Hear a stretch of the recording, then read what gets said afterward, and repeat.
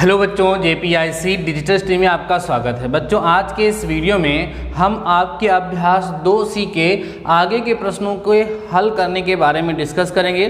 Previous video में आप लोगों ने देखा कि हमने अभ्यास 2C के प्रश्न 2 तक के सभी प्रश्नों को आपको हल करा दिया था और आप लोगों ने उन सभी प्रश्नों को हल कर भी लिया होगा क्योंकि उसमें से कुछ क्वेश्चंस मैंने कराए थे, बाकी मैंने कहा था इसी की तरीके से आप खुद से करिएगा। तो आशा करते हैं आप लोग उसको किए होंगे। बच्चों, तो आज के इस वीडियो में हम आप लोगों को थर्ड क्वेश्चन से सॉल्व कराना चालू करेंगे और इसके बाद के जो भी क्वेश्चन हैं सभी के सभी क्वेश्चन हम लोग इसी वीडियो में बच्चों कवर कर लेंगे। तो आइए देखते हैं हमारा क्वेश्चन नंबर 3 क्या है। यहाँ पर जो भी क्वेश्चन हम लोग करेंगे वो वर्ड प्रॉब्लम होगी, ठीक है। यहाँ पर जो है हमको कुछ ऐसे प्रश्न दिए गए होंगे जिनमें हमें डायरेक्ट वर्गमूल नहीं ज्ञात करना होगा, उसमें कुछ घुमा करके हमसे क्वेश्चन पूछेगा, उसके बेसिस पे हम लोग उसका जवाब देंगे। तो आइए हम लोग बात करते हैं। हमारा क्वेश्चन नंबर 3 क्या है बच्चों? कह रहा है वह छोटी सी छोटी संख्या ज्ञात कीजिए जिसे 4931 में जोड़ दें तो योगफल पूर्ण वर्ग हो जाए। देखिए, दो तरह का क्वेश्चन इससे बनता है। कभी कहेगा जोड़ दें, क्या जोड़ दें तो पूर्ण वर्ग बन जाए, कभी कहेगा क्या घटा दें तो पूर्ण वर्ग बन जाए। तो बच्चों, यहाँ पर आपके सामने जो लिखी है संख्या वो 4931 लिखी हुई है, ठीक है। जब कभी कहेगा क्या इसमें जोड़ दें तो इसका मतलब ये है कि हमें इसमें पता करना है कि क्या संख्या और इसमें मिला दें तो ये पूर्ण वर्ग बन जाए। कभी कहेगा घटा दें तो जो ज़्यादा होगा उसको कम करना पड़ेगा पूर्ण वर्ग से। तो कुल मिलाकर के दोनों प्रकार के क्वेश्चन को हल करने के लिए हम लोग क्या करते हैं, सबसे पहले दी गई संख्या का वर्गमूल ज्ञात करने का प्रयास करते हैं। और किस विधि से? भाग विधि से। जब इसको आप भाग विधि से करेंगे तभी ये क्लियर आपको पता चलेगा। जब जोड़ने या घटाने वाला क्वेश्चन आएगा, क्या जोड़ा जाए क्या घटाया जाए, तो वहाँ पर हमेशा आप लोग भाग विधि का प्रयोग करोगे। जब कहा जाए क्या गुणा किया जाए या भाग किया जाए तो वहाँ पर आपको गुणनखंड विधि का प्रयोग करना पड़ेगा, क्योंकि वहाँ से जाकर के क्लियर होता है कि इससे गुणा करना है और किससे भाग करना है, ठीक है ना। चलिए आगे बढ़ते हैं। तो हम लोग इसका क्या करेंगे, सबसे पहले बच्चों 4931 थोड़ा लिख 4931 सबसे पहले हम क्या करेंगे, इसका वर्गमूल ज्ञात करेंगे, ठीक है। इधर राइट से बच्चों इसका जोड़ा बनाओगे, 2 का 2 का, फिर क्या होगा यहाँ पर 7 7 49, 7 बार जाएगा, यहाँ 49 आएगा, 7 यहाँ जोड़ा जाएगा, 7 7 कितना आएगा बच्चों 14, ये कट ही गया, 0 हो गया, बचा 31। अब आप सुनो, अब यहाँ पर इसकी टेबल हो नहीं सकती है। अगर हम चाहें तो केवल और केवल बच्चों एक बार लेके जा सकते हैं बस।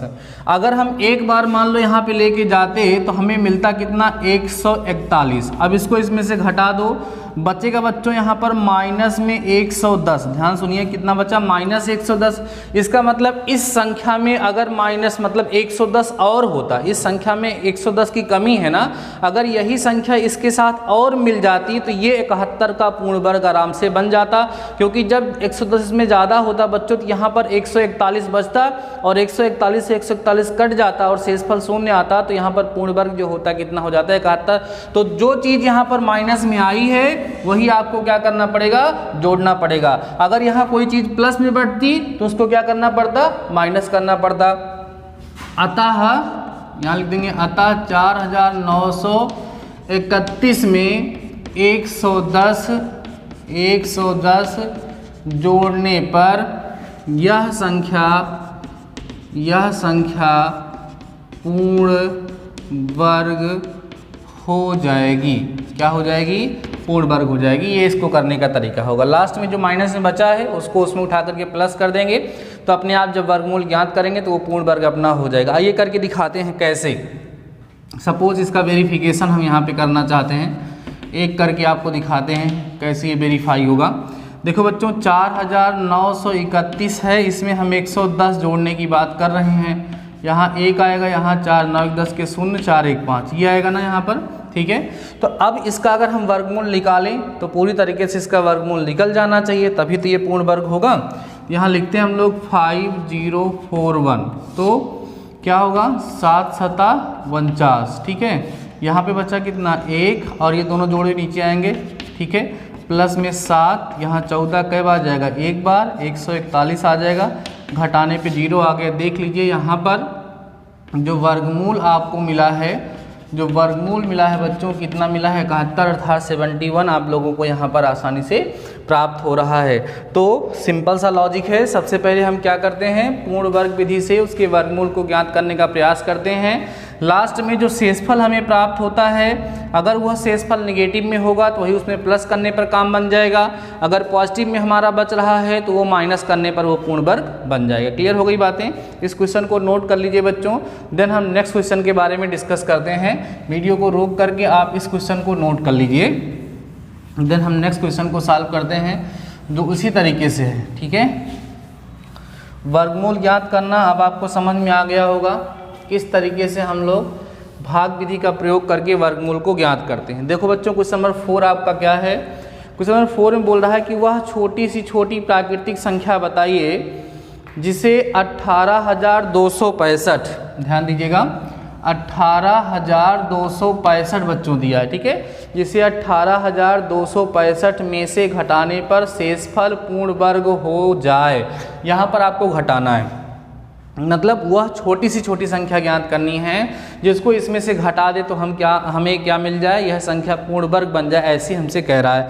तो हम क्या करेंगे, सबसे पहले इस 18,000 ठीक है 265 का वर्गमूल ज्ञात करेंगे भाग विधि से। पहले जोड़ा बनाते हैं, क्या होगा, 1 1 कम 1 होगा ना, यहाँ 1 हो जाएगा, ये घटेगा कट जाएगा, यहाँ 82 आएगा, 1 जोड़ेंगे 1 1 2, 4 बार जा सकता है क्या, 4 चौक 16 नहीं जाएगा, तो ज़्यादा से ज़्यादा 3 बार जाएगा, फिर 3 लिख लो यहाँ पर, 3 3 का 9, 3 दूना 6। ठीक है बच्चों, और प्लस यहाँ 3 प्लस होगा तो यहाँ आ जाएगा 26, यहाँ पर आपका 12 में से 9 गया 3, 7 में से 6 गया 1 हो गया, और उसके बाद 6 5 यहाँ नीचे आ जाएगा।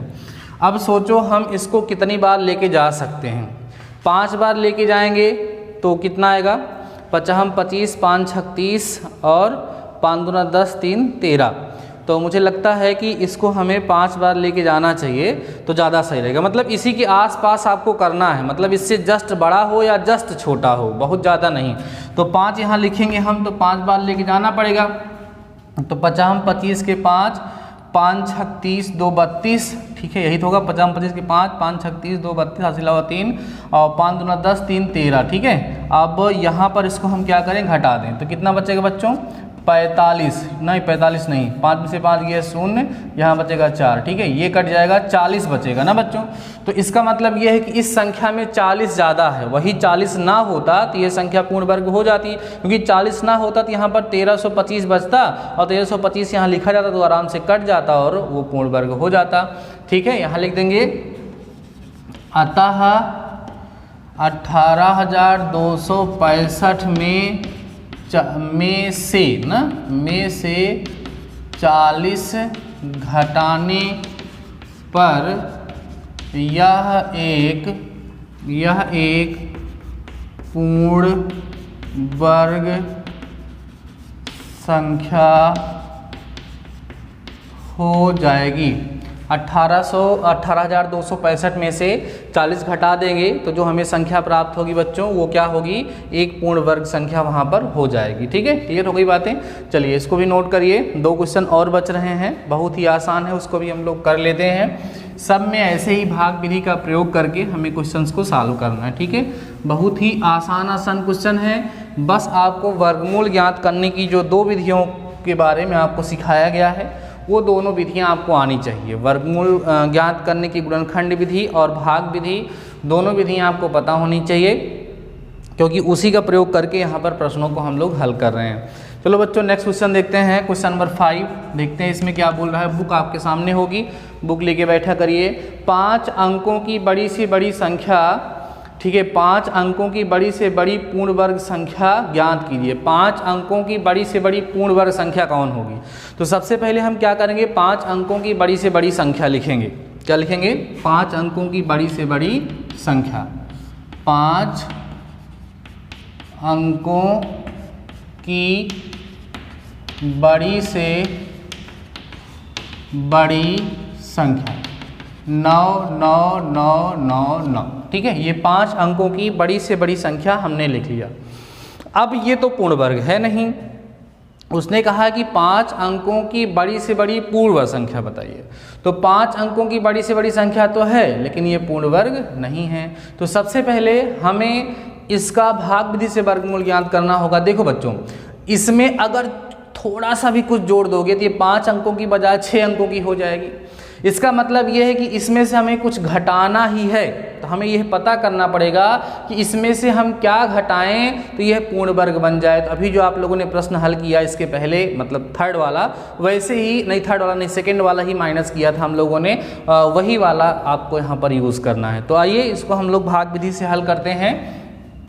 9 9 9 9 9, ठीक है। जोड़ा बनाओगे यहाँ, यहाँ और यहाँ। चलो क्या होगा, इसका हम लोग वर्गमूल ज्ञात करेंगे तो आपको मिलेगा 3 त्रिका 9, यहाँ 9, यहाँ 3 जोड़ा जाता है, 3 3 6 हो जाएगा, ये कट जाएगा, ठीक है। यहाँ 99 आएगा नीचे। बच्चों 2 बार नहीं जाएगा, केवल एक ही बार जा सकता है। देखो ध्यान से, 2 बार जाएगा, 6 दूना 12 ज़्यादा हो जाएगा। तो एक बार करोगे तो यहाँ 61 लिखोगे, फिर से +1 यहाँ करोगे आप लोग, तो यहाँ बच्चों 62 आ जाएगा, ठीक है। बातें समझ में आ रही हैं। यहाँ पर 9 में से 1 माइनस करोगे 8 आएगा, 9 में से 1 माइनस करोगे 8 आएगा, और यहाँ पर आपका 6, यहाँ 3 आ जाएगा, और फिर से ये 9 और 9 बच्चों नीचे आ जाएंगे। अब आपको सोचना है कि हम कितना टाइम लेके जा सकते हैं, ठीक है। 6 टाइम जा सकता है, मुझे लग रहा है 6 टाइम, ठीक है, क्योंकि 6 टाइम करोगे तो देख लो क्लियर, 7 बार ले जाओगे ज़्यादा हो जाएगा। 6 36 के 6 और 6 दूना 12 और 3 15 हो गया यहाँ पर, और 6 36 1 37 यहाँ पर हो जाएगा ना,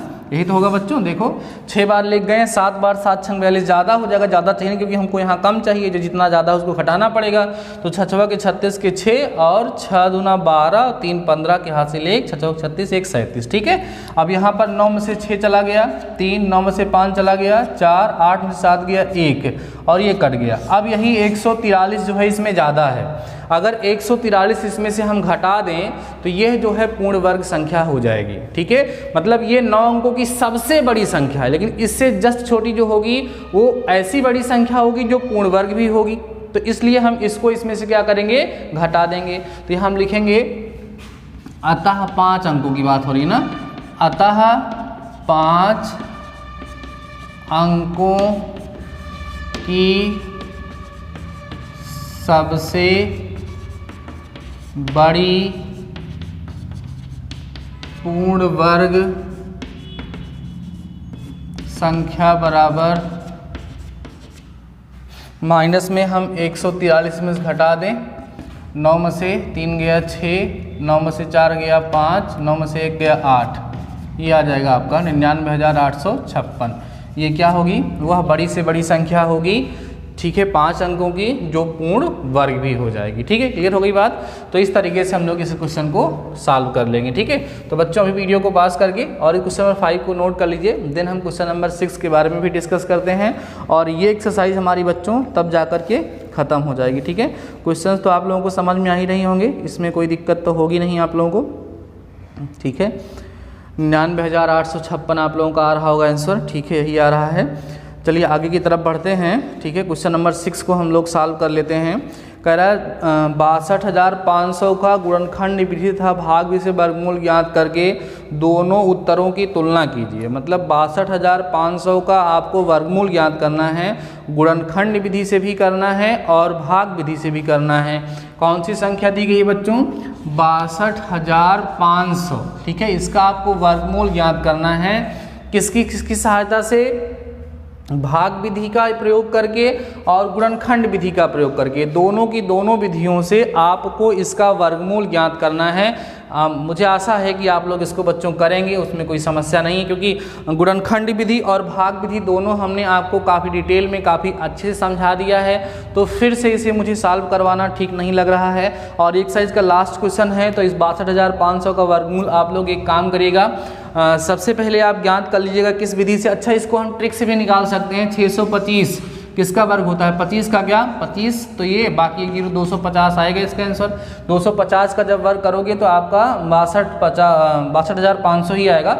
बट आपको प्रोसेस करके तो बच्चों दिखाना ही पड़ेगा, कौन कौन सी विधि, गुणनखंड विधि और भाग विधि से इस प्रश्न को आप लोग हल कर लेंगे। तो बच्चों आशा करते हैं कि आज के इस वीडियो में जो क्वेश्चन मैंने आपको सॉल्व कराया है, क्वेश्चन नंबर 3, 4, 5 और 6, वो कंप्लीटली आप लोगों को समझ में आ गया होगा। नेक्स्ट वीडियो में हम नेक्स्ट एक्सरसाइज के बारे में डिस्कस करें, क्योंकि आज के इस वीडियो के साथ आपका अभ्यास 2 सी कंप्लीट हो गया है। तो ठीक है बच्चों, आज के इस वीडियो में बस इतना ही। शानदार रहिए, मस्त रहिए और पढ़ते जरूर रहिए। मिलते हैं नेक्स्ट वीडियो के साथ, तब तक अपना ख्याल रखिए।